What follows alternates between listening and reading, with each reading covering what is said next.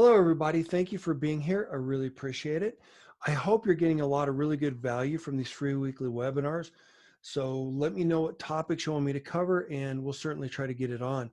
Today, I've got the privilege of introducing you to Stu. I'll let him talk more about himself. But first of all, we're here for how to learn. You're here to learn how to explode sales with the right strategic investor. And I think Stu is the perfect person to help us with that conversation.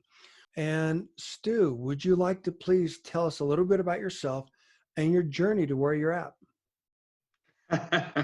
My journey. Yeah, your journey. this, this could take a while. Thanks for We got having me, time. Dan. My name is Stu Strumwasser. I'm the founder and a managing director of Green Circle Capital Partners. And my shop is a boutique investment bank that focuses solely on natural products, meaning food, beverage, supplements. We're actually spinning up a restaurant practice right now. May seem like a crazy time to do so, but we actually think out of chaos comes opportunity. Do you want me to talk a little bit about my background? Yeah, please do. Okay, well, I'll try to keep it brief. I've been an investment professional for most of the last 30 years, which I know is amazing because your viewers are probably wondering, well, that guy only looks 29. How could that? um, I started on Wall Street in 1990, working for big firms. My first job was with UBS, what was at the time Payne Weber. My last one was with Oppenheimer and Company. Didn't love that part of the business, and I've also been a lifelong vegetarian. I stopped eating meat at the tender age of 14. That may not be so strange to listeners today, but when I was 14, it was 1980, and it was quite unusual. So this is kind of a way of life for me. It's very important to me to work with companies, and I'm very gratified that I get to all the time, that make better for you products that are, helping people live healthier lifestyles, but also doing some good in the world, beyond just trying to make a buck in ancillary projects to, help the planet, the environment, other people. But in 2005, I finally got up the courage to quit working this Wall Street life, and I started a natural products company, my own. It was a natural soda called Snow Beverages. I ran that company as CEO for 6 years. Ultimately, the brand didn't make it, which was tough, and we could do another 3 episodes on that alone. But I raised millions of dollars as an angel, through angels, through small firms for my own business as CEO, and the product was in thousands of stores. We feel very unique, my team, in that both of my partners and I have all been operators, which is kind of unusual for an investment banker or a consultant. We actually sat in those chairs, and I learned a tremendous amount. Certainly learned how hard it is to try to scale up a food or beverage company. And when I left Snow in 2011, basically a year or two later, I kind of started Green Circle. After a couple of years of doing a few other things, we did some healthcare stuff. We kind of decided to hone in on what we know and understand, which is consumer, and specifically food, beverage, supplements, and that's pretty much been the focus of what we've done for the last 5-6 years. And like I said, we are launching a restaurant vertical and are expanding into 1 or 2 areas that are kind of adjacent, but that's who we are. Our typical client, we used to say like 10 to 100 million in revenues, but until a year ago, the preceding 5 years, the space was so hot that you wouldn't see a lot of 60-90 million dollar natural food or beverage businesses that remained independent. So it seems like the vast majority of folks that we talk to as prospective clients fall within a pretty narrow band between like 10 and 50 million in revenues. And that's been what we do. Half of what we do is sell companies, and half of what we do is help raise growth capital for early stage or growth stage companies in the space. That's something not every middle market investment banker loves to do as much as to get a good sell side M&A assignment. My team embraces it. We believe that, you know, there's tremendous opportunity to kind of pick out who might be the next great, you know, brand, and to partner with those folks. And we're a little bit more flexible than some of our competitors in being willing to work sometimes with something that's a little bit smaller, a little bit less out of the box, because we kind of see ourselves in the guise of a merchant bank, where not only do we act as middleman to connect capital to companies, but we're also making an investment, in this case with our time, and we take some of our compensation in the form of equity options. You know, once or twice a year, we find something we really believe in, and we look to be long-term partners to those growing companies. Anyway, that's kind of, excuse me, that's kind of the basics on us. I should probably stop there.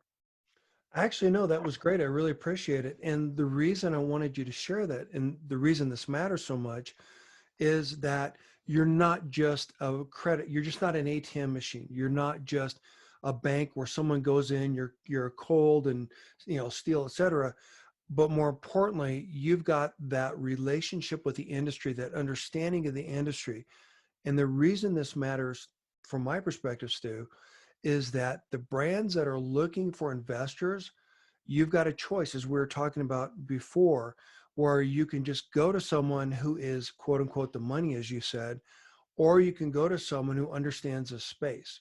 And the reason this matters is because I think a lot of the brands in this space that are trying to figure out how do I raise money are sometimes making the mistake of just choosing the money over someone who understands the space. And so the expectations of the brands sometimes I find are more about how do you return an investment? How do you return a growth to the investor, as opposed to what does the long-term vision look like? How do you align with the customer? What is the potential down the road? Can you talk a little bit about that and why that matters? Absolutely. Yeah. I mean, I think you nailed it. And we spoke about this, you and I, a little bit in advance, but, you know, there's kind of a spectrum. Well, there's two things to unpack in there, right? It's my firm, why we have a specialization, and some guys in my industry do, some don't. And maybe the second thing is, you know, what can you get out of a capital partner besides just capital, right? And how do you identify who the right value added partner is, and what is it that you could perhaps expect, you know, in that relationship post transaction. So talk about the first part. I'll try to do that more briefly. Um, you know, kind of partly business decision, purposefully, and partly just, you know, as a function of who we are. You know, we focus on this industry, you know, for better or worse. You know, it doesn't make us better or worse than the next guy. It's just kind of who we are. There are a lot of middle market investment bankers who are just kind of generalists. There are firms that I know that are great firms who have a specialization, but it isn't by industry or vertical as much as it is geographical. You know, they could be, you know, very connected in the Great Lakes region or the Midwest if they're a, you know, smaller, you know, middle market firm. For us, it was a function of domain expertise and understanding the industry. Not only have I been living this lifestyle for 40 years, I was an operator for 6 years. You know, one of my partners, Jeremy Friedman, was an M&A banker at Bear Stearns, and then invested solely in the health and wellness space, working for 2 different family offices before he joined Green Circle. My other partner, Bakley Smith, was a food and beverage analyst at Bank America and then at Jefferies. So this is kind of our thing, right? It's something we know some stuff about. It's something that we're just interested in. And from a marketing perspective, you know, I think it's effective because your client company isn't looking to hire, you know, a good banker, right? Or a good lawyer or a good accountant. They want the best guy, right? And the best guy for them. So there are plenty of firms that are much bigger than mine but who would be the best firm for a 10, 20, $40 million food or beverage company, we think that we fit that bill. And because of our focus on understanding the industry as former operators, and then also within our network. And it's interesting because, when you're a banker, you get contacted. There's a million private equity firms and venture capital firms out there. And we get actually inbound cold solicitations to get introduced to these guys all the time because they're looking for deal flow. And this may actually sound funny to your listeners because, you kind of think about it as the guy who needs the money is chasing around the guy with the money, soliciting him, asking for money. Well, that relationship does turn around. When you're the company that's growing and kind of breaking out of the pack, with great growth, with products in the marketplace that are becoming highly visible, you actually start getting inbound calls the other way. For us as middlemen, we'll get solicited by companies that want our help. We constantly get solicited by investors who are looking to be included on our distribution list when we have an investment opportunity to share with folks. And the rule at Green Circle for the last 5 years or so has been, if they're generalists, we don't really track them or connect. We typically won't even, invest the time to do an introductory phone call. I mean, there are databases for those guys. I could run a screen on Preqin and find 1,000 generalist PE firms if I wanted to. What we've done over the years is focused on building deeper relationships with a smaller universe of investors who are folks who really focus either exclusively or primarily on natural products, food, beverage, supplements. Now, as I said, maybe expanding that into some adjacencies like restaurants, but even on the restaurants, it'll be better for you restaurants that are concerned about sustainability, using technology in a more effective way. So, we don't know every investor on the planet, don't maintain relationships with them, but we do know almost every investor for a growth stage natural food or beverage company. And we try to get to know those folks well so that we have productive and more, proactive relationships with them so that I know not only are they going to pick up the phone when we call, but I understand them. I can be more effective in helping my client by knowing who's really the right fit for them, who might not be, by knowing not only the firm, its mission, its, kind of infrastructure, its resources, but also even just culturally, the people behind the money, who would be a cultural fit with this particular client, which might be different than the next guy. And that's kind of a good segue probably to talk about the more important part of this question, which I infer, which is, how do you kind of find the right capital partner? What can you expect? What can you get from someone besides money? So, particularly in the venture capital world, there's a real, perception that firms try to purvey that they're much more than just money.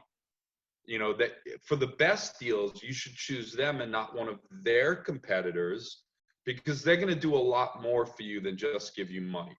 And there's kind of a spectrum. There's no black or white. There's no right answer, but there's what I would call like a spectrum between a passive investor, which is someone who literally intends to just write you a check and then leave you alone for better or worse, not help you, but not bother you.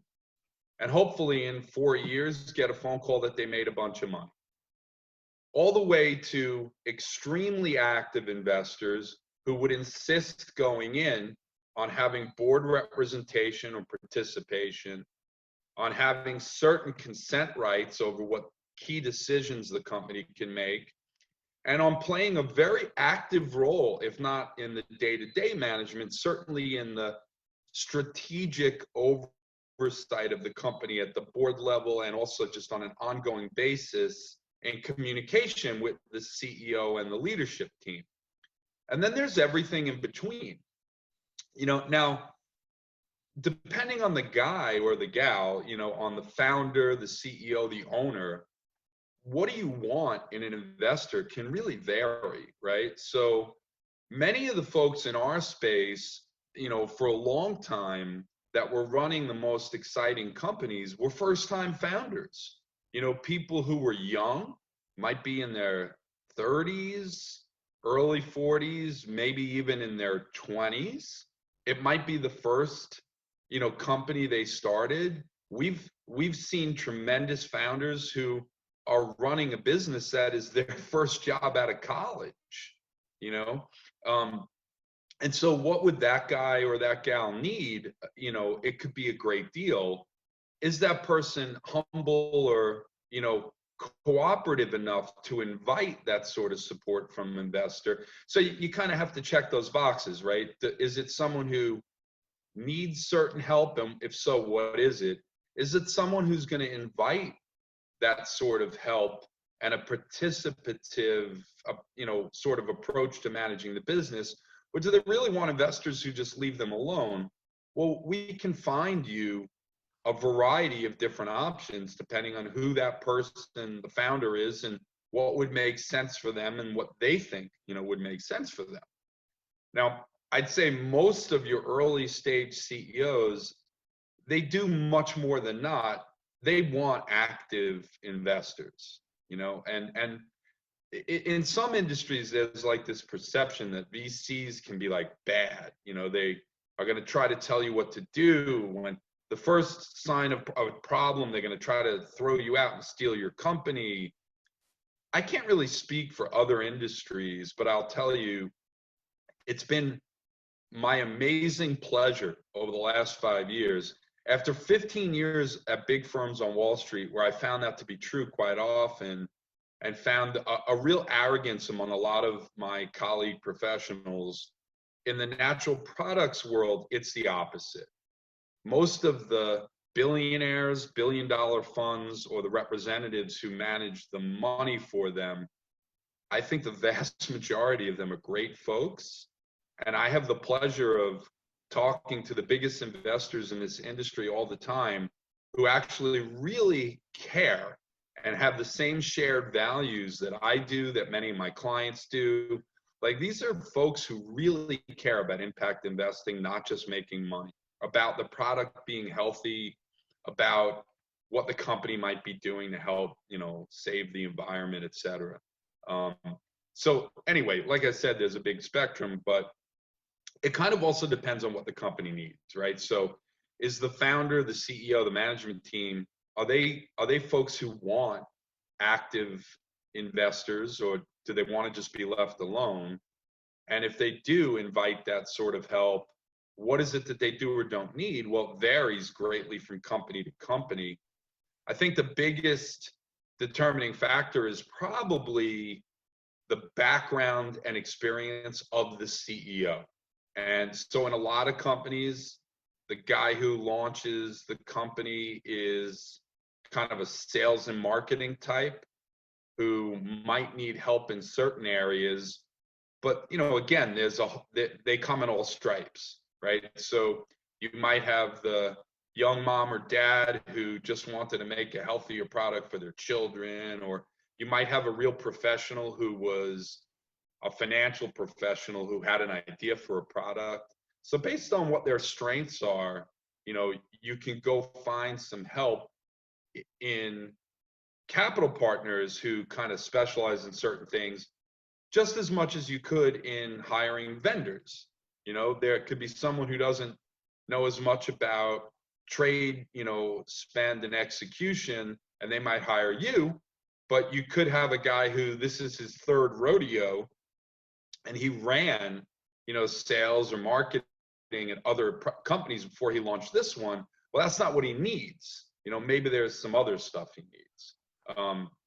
And there's, a great difference in certain firms with what they bring to the table besides just money. And we know some firms in the space that are really great at helping folks with sales and distribution. Some that are really great when it comes really to marketing and to brand architecture. There are firms, we're discussing something right now with a firm that really kind of has an operations infrastructure that they provide to all their portfolio companies, almost like a shared back office. So it really depends on what the needs are, the interests are, and then finding the right marriage.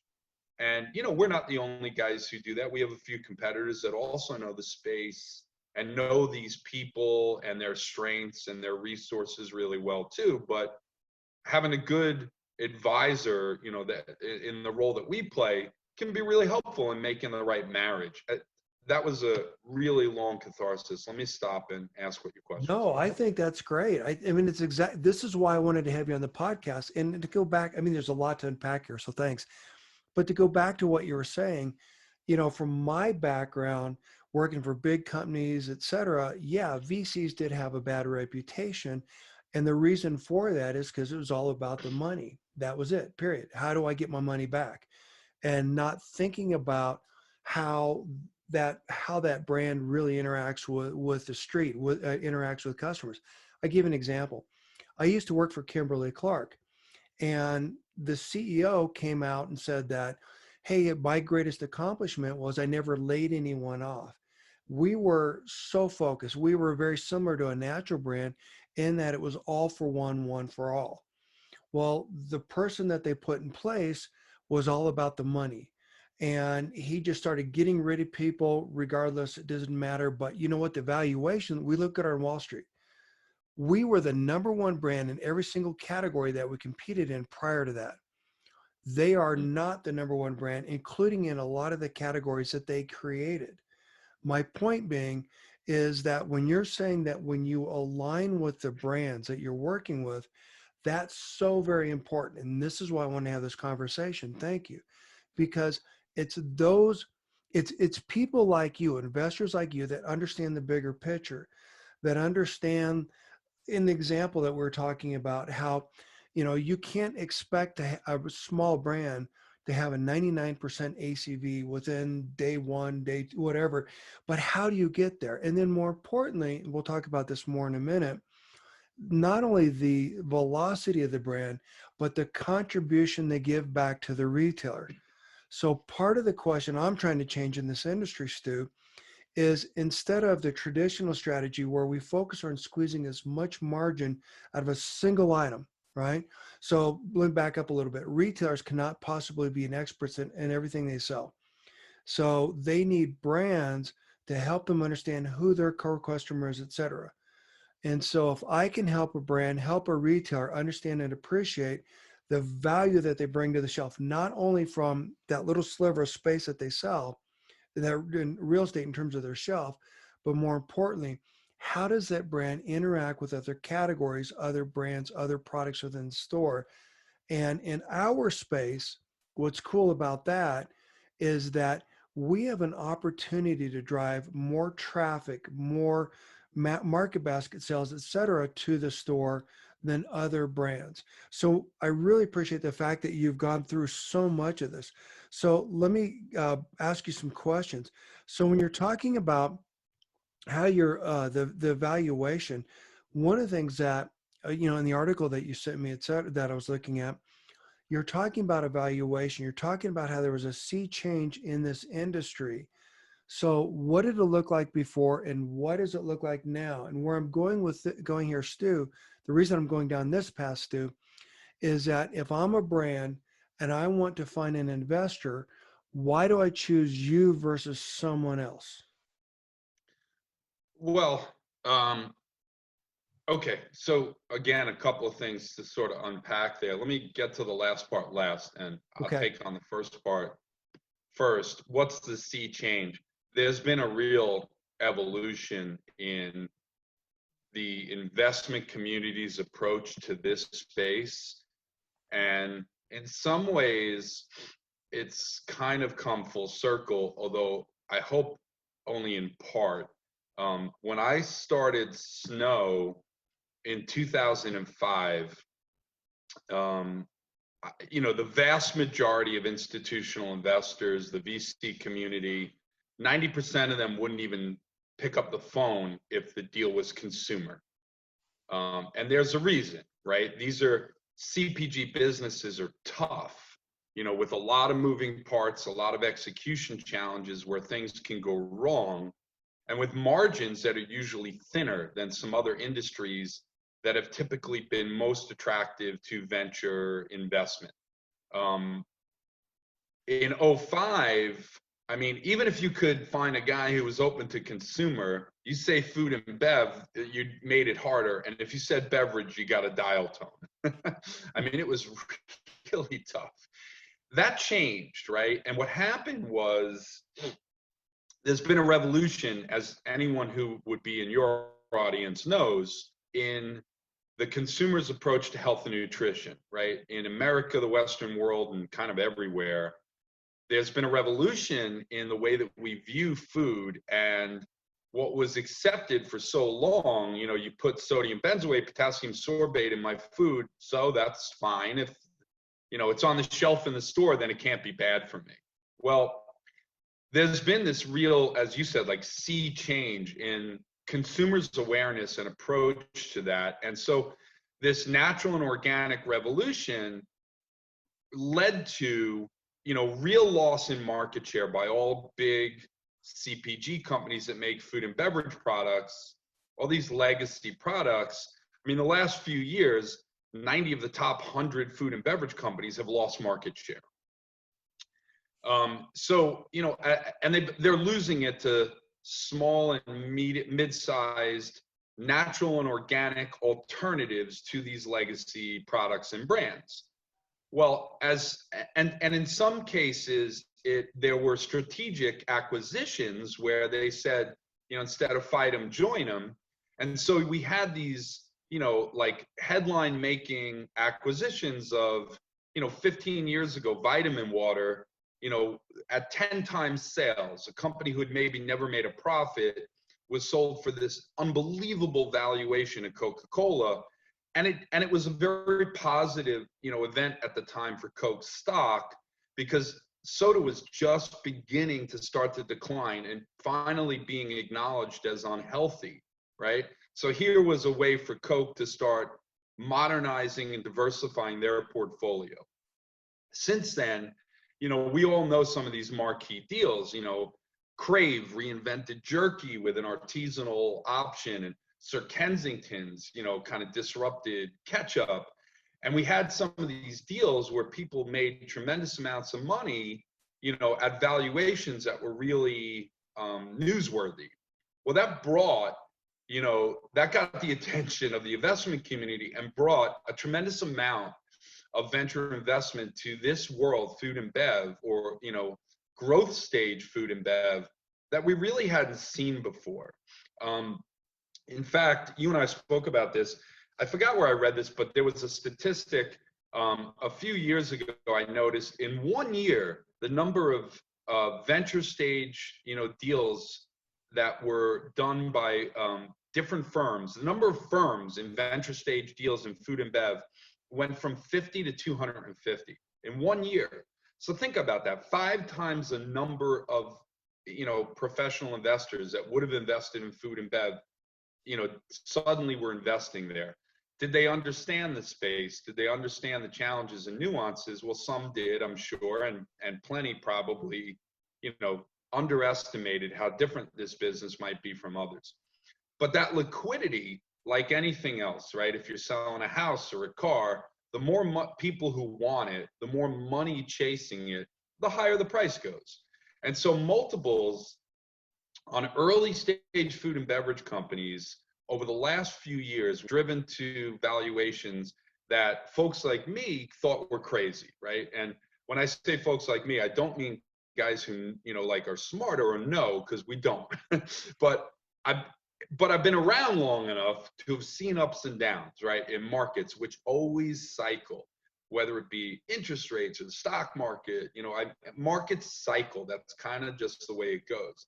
So we saw that valuation get stretched to levels that we had never seen. And it didn't make sense, right? And it got to where it was kind of standard that my office would get a phone call from a brand doing 5-7 million in revenues, not remotely close to ever turning a profit, and they thought their company was worth $20 million, you know. And the lesson lost on those folks, and it's not the fault of the founders, it's the fault of the investment community, if anything, but the lesson lost on them was, you know, business is supposed to make money, right?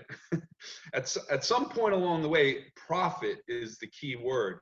So this is a tough industry to generate any sort of positive cash flow until the business establishes real scale, you know, kind of 10, 15 million plus in revenues before it's easy to really make a profit. So, you know, we had venture capital money flowing into the space that drove the valuations on those companies high to where we constantly had people who thought they should be able to raise money at 3, 4, 5 times sales, which is really high, you know, compared to most normal metrics, most normal standards. That is turning around. And as you said, you know, I mentioned in my article, we haven't even published it yet, but I just shared it with Dan. Last year, that was already turning around organically. And we saw a stat in the New York Times that the amount of capital that flowed into venture stage food and beverage in 2019 was half of what it was in 2018. When you take that kind of, you know, volume out of the system, it's kind of like releasing air out of the balloon, you know, and valuations absolutely were coming down. Anybody who's active in the space and, you know, working on deals in our industry last year knew that as the year went on, valuation was starting to come down to earth and kind of normalizing. And then COVID hit, right? And we'll probably look back years from now and there'll be CEOs of companies that didn't make it who will say, oh yeah, it's because COVID hit. But that's probably not the real reason, right? Like COVID long-term is a positive for anyone who makes the packaged food product that's sold at grocery, not in food service, right? But it's been really disruptive. And it has kind of, you know, put a realistic lens around valuation in every industry, at least to some degree.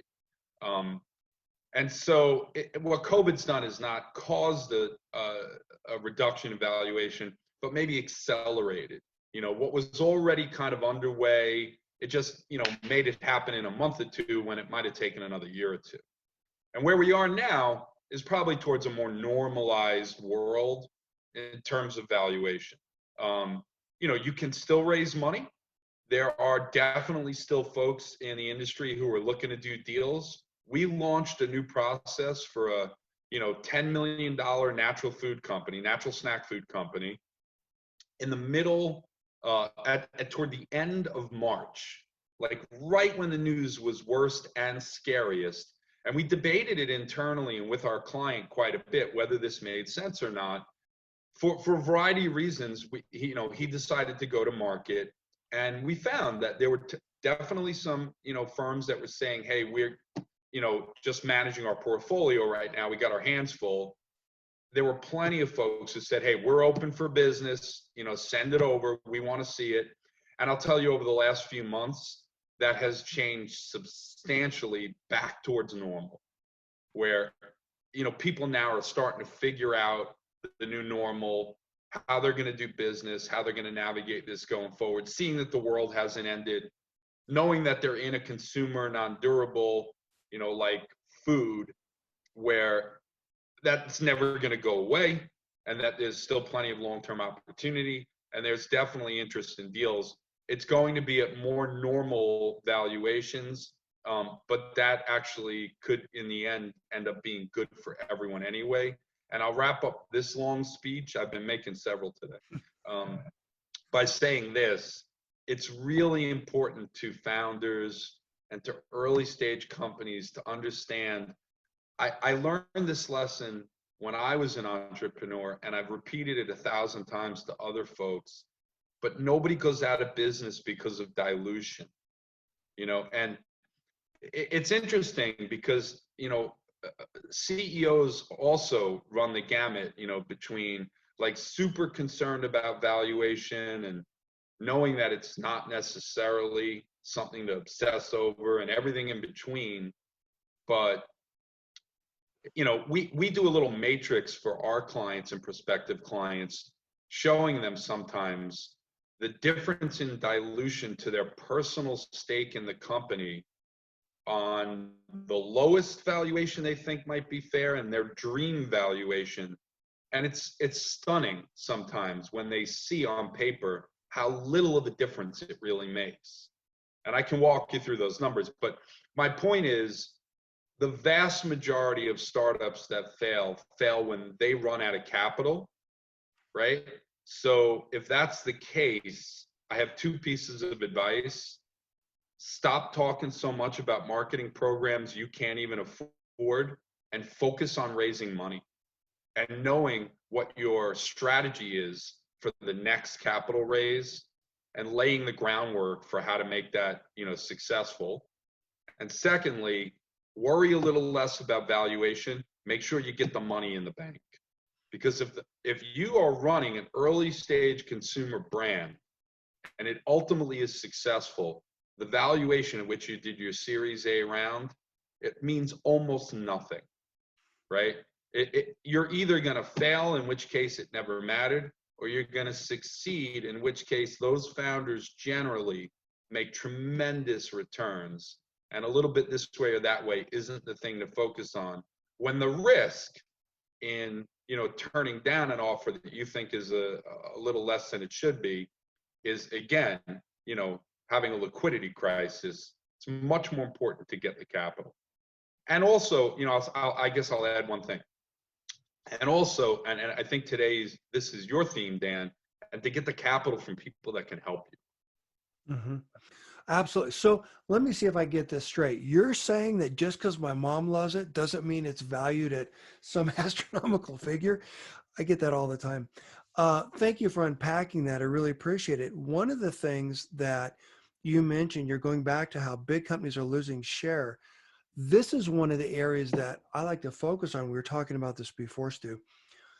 The reason I believe that's true is because small natural brands are closer to their end consumer, and they're innovating based upon what the customers want, rather as thinking about how do they innovate to support their the supply chain, et cetera. How do they keep the lines running? And so in 2016, I was invited to do a feature article for the 2016 Category Management Handbook, where I was able to prove using all outlet Nielsen data that natural organic products are the ones that are driving sustainable sales across every category. And I used organic in that example, but plant-based, which is relevant to you. Those numbers are even greater. So the point being is that the small sliver of the pie that plant-based takes up of every category, if you take that out of the category, every category is flat or declining. And this, yeah, but people they overlook that. So we're talking about numbers and data and stuff like that before, and that's such an important factor. By the way, Dustin, I see your question. I'll make sure we answer it in a little bit. And by the way, please put in more questions. Thank you for doing that. But my point is, having someone like you that understands the business, understands the consumers, understands the lifestyle is so much more relevant than having someone who just gives you a check. Because what I find, Stu, let me know your thoughts on this, is that a lot of the brands don't know what they know, what they don't know what they don't know. And even the brands that had a position like a Nestle or a P&G or something like that, that now get into the natural space, don't understand what this space is like. And those things that they don't know create additional bottlenecks and constraints, et cetera. So you were talking about, for example, the revolution in terms of the investment money and what's out there. I'm glad that things are getting to what you would call the more normal, the way that they should be, which I think is more fair, because the best defense against any virus is a healthy lifestyle, is a healthy diet. And so the fact that you understand that, as opposed to you looking at a brand as an ATM machine, is really, really important. So as you're working with these brands and you're trying to help these brands understand why you versus someone else, What do those conversations look like? And how do you help them get to the point where they understand that you are a value add just because you understand the industry? Then how do you help them understand that you're also a value add because you have a big Rolodex? And then more importantly, because you're involved or invested in what they're trying to do. Well, and to be clear, I think in this, conversation, we're not talking about how we're the value add green circle, but rather how because we're middlemen, right? We actually have a principal investing division to my firm called Green Circle Food Tech Ventures, Mhm. where we invest. We're the investor, not the investment banker, and we invest in um, tech-enabled businesses that disrupt the way that we make or distribute food. That's a newer enterprise for us. Actually, we closed on our first deal in January. Cool. Um, By the way, but to if I may, sorry to interrupt, if I may, value add meaning you understand the business. So Yeah, an ATM machine that just spits out cash and you figure out what to do with it versus somebody that can help. I'm sorry, go ahead.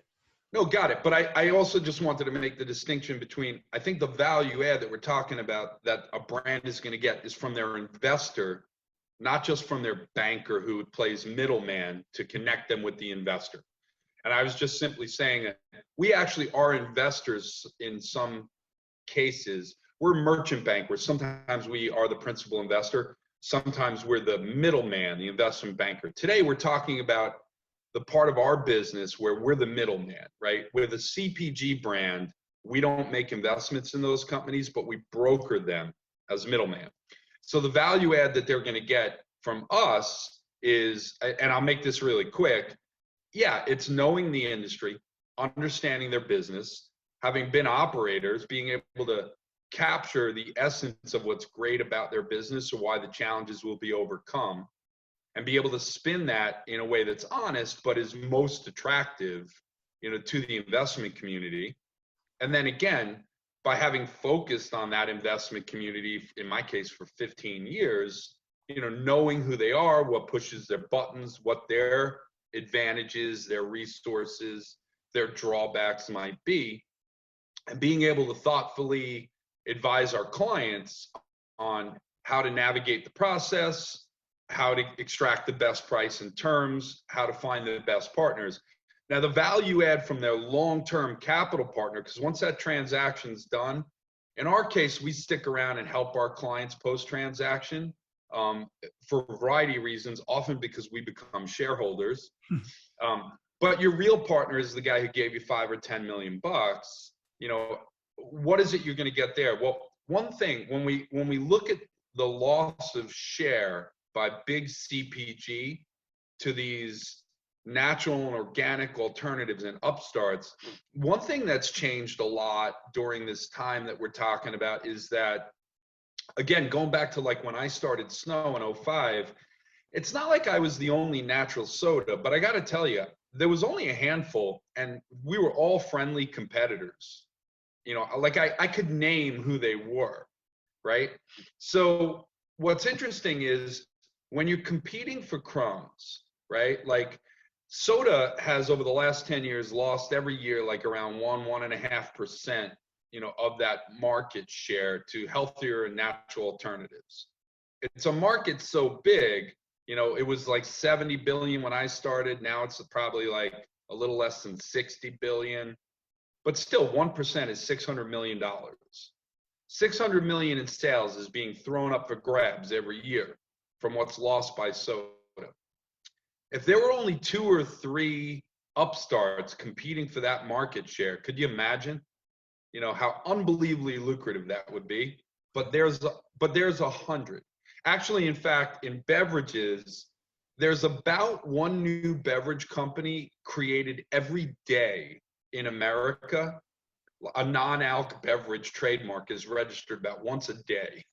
So if there's 300 companies competing for those scraps, that's a very different competitive dynamic than what there might have been 10 years ago or 20 years ago before this revolution really kicked in. So You have to be differentiated and not only be able to compete and, claw some crumbs away from these, older legacy brands that are starting to lose market share, but also compete effectively with the 100 other guys that are trying to climb over to you to get to those same crumbs. Mhm. In addition, I always say, and I know that you'd agree with me, that the food or beverage industry is weird because having a great idea, that doesn't really mean a whole lot in any industry. It's got limited value. But in this industry, in my experience, having been an operator and having worked with a ton of companies since then, it really comes down to execution. It's the stuff that's not sexy that separates the winners from the losers, or like to use the football analogy, like these games are won at the line of scrimmage. It's the blocking and tackling by 300-pound linemen. It's not the, diving catch in the end zone, makes the headlines, that really separates a lot of these brands. I thought your point about trade spend was astounding at the beginning of this conversation. Hundreds of billions of dollars that had so little effect because so few brands, especially smaller ones, really know how to perfect, implement, and then scale their promotional program. And if 40% of groceries in America are sold on promotion, isn't that important? Not necessarily your social media campaign that's going to, may or may not be seen, right? Like at the point of sale in the store, you have such opportunity to do it right or to do it wrong. Anyway, to get to the heart of what you wanted to talk about today, there are firms that are really great at that, and I'll tell you, so first bar is, are these good people, right? Are these honest, decent people who want to support us and partner with us rather than just use my company like an ATM machine, as you keep saying? Well, that's a reputational question, right? I mean, there's pretty easy ways to actually do diligence on investors once you get down to a short list of folks who claim to be really interested and have done a lot of work, so that you see that they're not just talking, like they've invested time in getting to know you and to understand your business. Now, maybe these guys are serious about making an investment. It's not that hard to pick up the phone or to email the CEOs of their portfolio companies or past portfolio companies. And usually, in my experience, when you ask someone, tell me about you, people love to talk about themselves. It's not a hard sell, right? So you get that guy on the phone and you ask him or her, tell me a little bit about your business. What was your experience with ABC private equity firm? Sure, you're going to get, whenever you're getting a reference, you'll get some sugar-coated version of the truth, but you'll start to get a sense, And in our experience as middlemen, in my relationships with investors, it's pretty obvious, actually. There are some firms that say to me all the time, hey, you know what? Tell your client they can talk to the CEO of any firm we've ever invested in. You'll see what great things they say about me and my team. Even just the confidence to be able to make that statement, there's got to be something behind that, right? Oh yeah. But also having trafficked in these circles for 15 years and 6 or 7 years actively as a banker, like you just get to know folks, and you get to know, what their relationships have been with other companies. And past performance isn't a guarantee of future results, but it is an indicator. It's directionally accurate. There are a lot of firms that I know, these guys really build great partnerships with their portfolio companies. These guys can be a real pain in the ass. And then, for a variety of different things in between and different reasons that it might or might not be a good match culturally, these are folks who really are aggressive. They want to go from 10 to 100 and sell it to Nestle within 3 years. Well, there are certain firms that could be the right partner for them and certain that wouldn't. Here's a team that this is a family business. They're concerned about risk. They don't want to take on debt. That could be right for certain investors and not right for others. Well, then also it's what is it you need, right? And what could these guys provide to you? There are certain firms that we know that have incredible resources for some stuff and not for others. And again, it's just like finding, fitting together the puzzle pieces in a way that'll make for the best marriage. Thank you for sharing that. In fact, on that note, that kind of helped me rethink how I wanted to put this. My point being that you should be doing the deal, you as the brand should be doing due diligence on the potential investor that the company is going to invest in your brand, which I think is something that's not talked about a lot. This is exactly why I wanted to have this conversation. So thank you. And then back to the point about execution. You're absolutely right. Majority of the brands struggle with this. And the reality is that, again, you don't know what you don't know, but because of the way the industry is structured, our supply system is so fractured. It makes it difficult for small brands to get on a shelf compared to big brands. And that's the problem I'm trying to solve. So thank you for that. Let me jump into a couple of the questions. If I don't get to all these before the end, please don't worry. We'll reach out to you and we'll make sure we answer them. So Dustin asked, for smaller companies, what have you seen as the biggest gap between those that end up being successful and those that rise fast and then fall fast?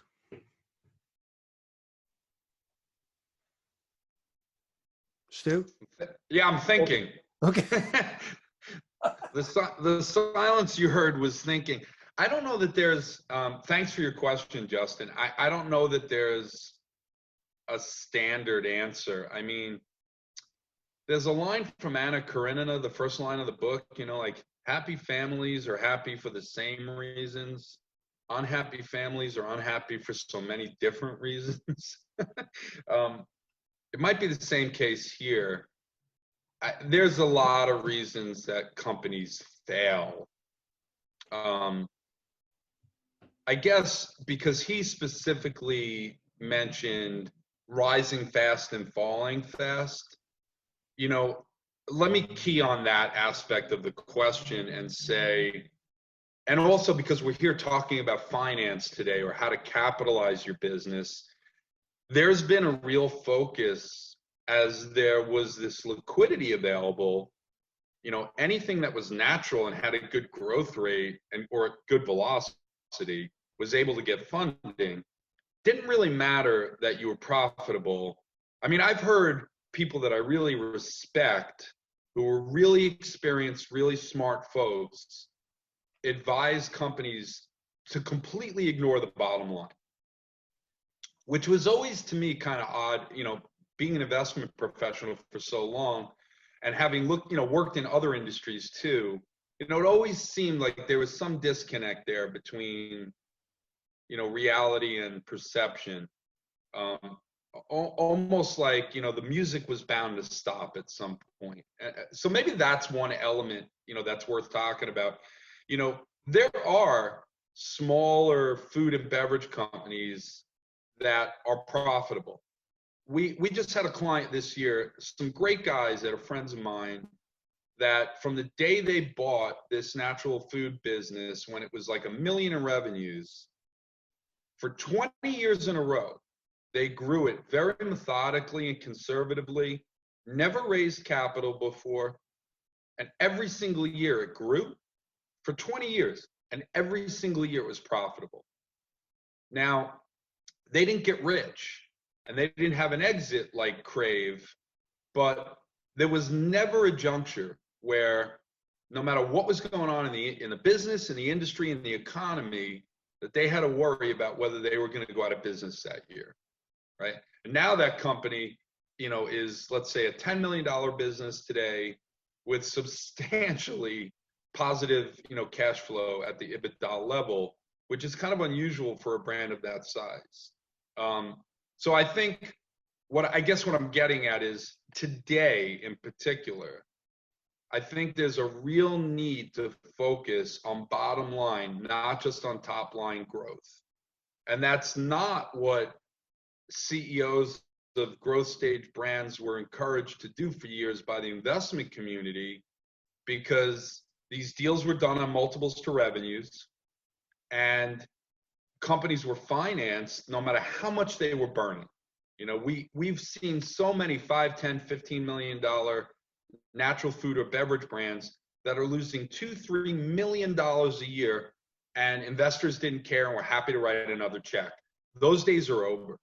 I mean, there's been a real change in view on that sort of investing in the space. So I think there's a real onus on brands to get lean and to look at both top line growth and get to profitability in a way that really matters today. And that will prevent seeing, Justin's question is apropos to many brands that we've seen that get out of the box and get off to a great start. They're not building a sustainable business, right? Because they're not focused on bottom line. And also, I guess, you know, I mean, at the risk of stating the obvious, because they're not building distribution strategically, but rather opportunistically. So going to any customer that says yes, in any channel, in any geography, whether it's the right or wrong fit, whether it's going to cost a fortune in slotting and marketing spend that's required to go into the chain, they do it anyway. And that can lead to tremendous top line growth for a couple of years till that house of cards comes crumbling down, right? Better to take a year or two longer and build it with a stronger foundation. And at the end of the day, I mean, and you know, we've talked about this too. In this industry, what has not changed is that the most sophisticated investors are very focused on unit velocity and not just on, you know, growth in dollars and units. So just going into new distribution, that's not really going to pay off long term unless you have a, you know, a program in execution for distribution, trade spend, you know, to support it in all ways that is going to make it successful as you go into that new distribution. Thank you for sharing that. And my 2 cents, Dustin, thank you again for the question, is, and this is Yeah, help exactly me right. out here, Dan. No, I appreciate it. No, I think your question was great. I mean, your answer was great.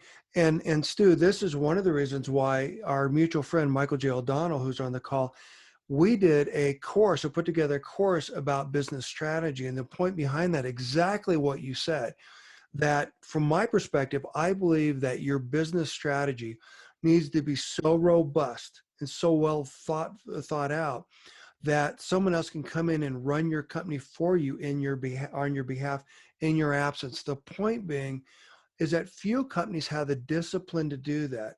And so we were joking before about how a lot of the companies, when I read their pitch deck, it's, I sold $5 last year and I'm going to sell $5 million next year, but they don't have a clear path to how they're going to get there. And to your point, and I love the way you put that,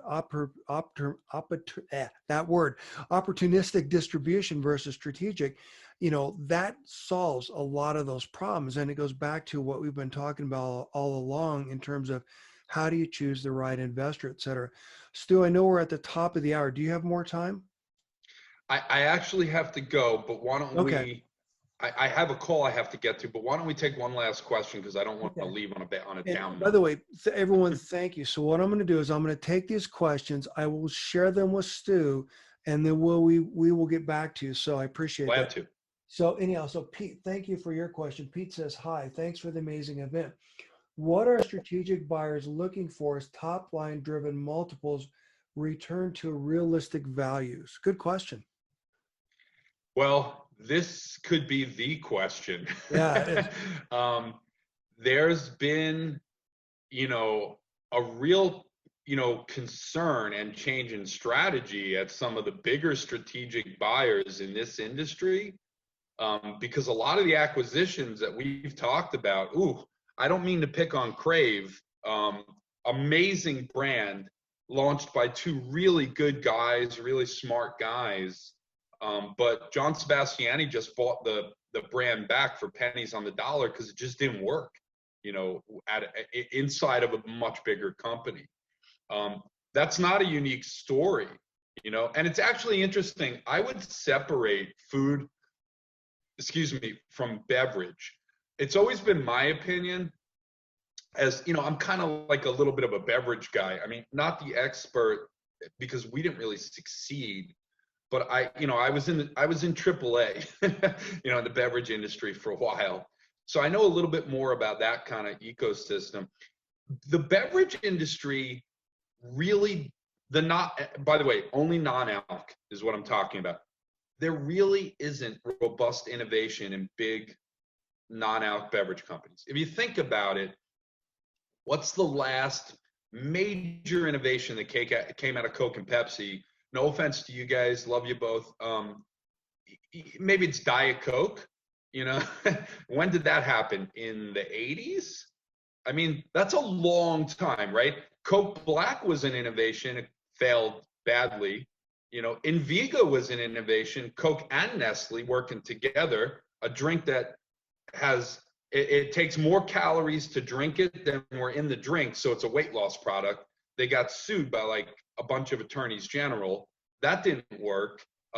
You could call bubbly a success, but I wouldn't say that seltzer is an innovation, you know, with all due respect to Pepsi.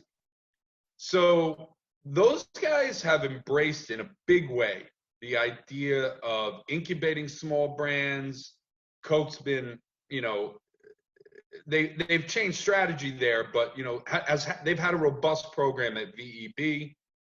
Pepsi is doing some really cool and innovative things now, not only in beverage but in nutrition more broadly, in health and nutrition more broadly, and not trying to innovate internally, but rather looking to entrepreneurs to do what they do.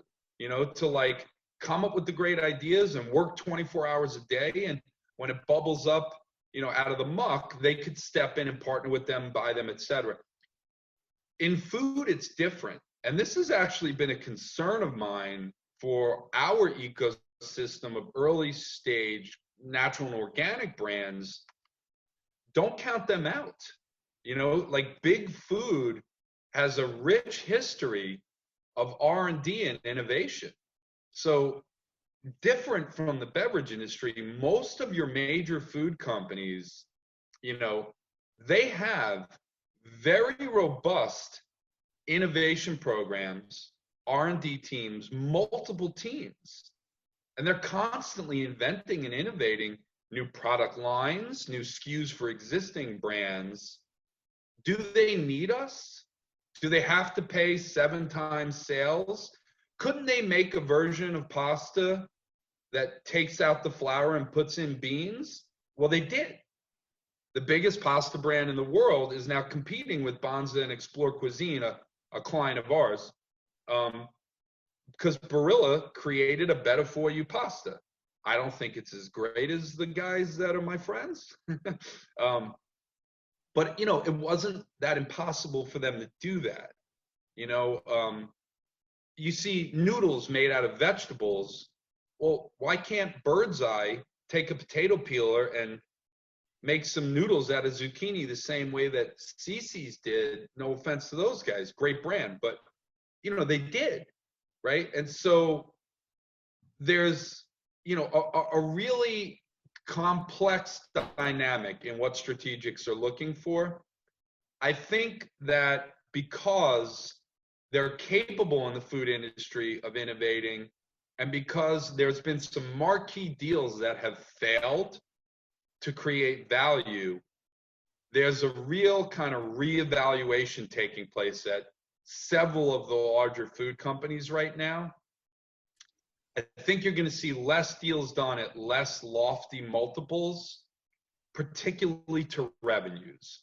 And it's different, right? If it's really just a sizable business, you know, when our mutual friend, you mentioned Eric Skay, when he sold Rayo's, not only was that just an incredible breakout, like super premium brand, but the positive cash flow being generated with tremendous EBITDA margins, it was simply just a rock solid business in addition to being a high flying brand.